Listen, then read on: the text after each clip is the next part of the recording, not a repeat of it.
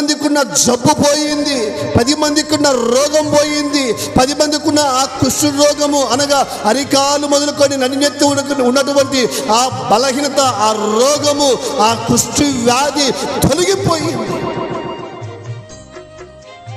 అయితే వారిలో ఒకడు తనకు స్వస్థత కలుగుచుండుట చూచి 10 మంది బాగుపడ్డారు, 10 మంది స్వస్థత పొందారు, కానీ ఒకడు మాత్రము చూశాడంట. ఏం చూశాడు? స్వస్థత కలగడము. హల్లెలూయా! అది అన్ని ఆశ్చర్యం, నాకు ఆశ్చర్యం అనిపించింది. 10 మంది బాగుపడ్డారు అని బైబిల్ చెప్తూ ఉంది, 10 మంది స్వస్థత పొందారని బైబిల్ చెప్తూ ఉంది.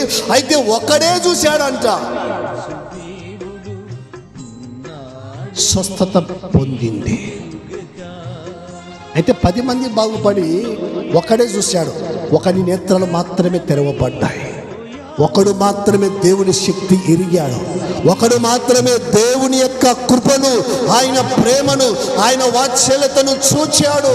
ఒకడు మాత్రమే యేసయ్య మాట ద్వారానే నాకు స్వస్థత కలిగింది, యేసు ప్రభు ద్వారా మాత్రమే నేను మేలు పొందాను, ఆయన ద్వారానే నేను ఈరోజు దీవించబడ్డాను, ఆశీర్వదించబడ్డాను, మేలు పొందానని ఒకడు మాత్రమే గుర్తించి పరిగెత్తుకుంటూ వచ్చి సాగిల పడి దేవుణ్ణి మహిమపరిచాడు.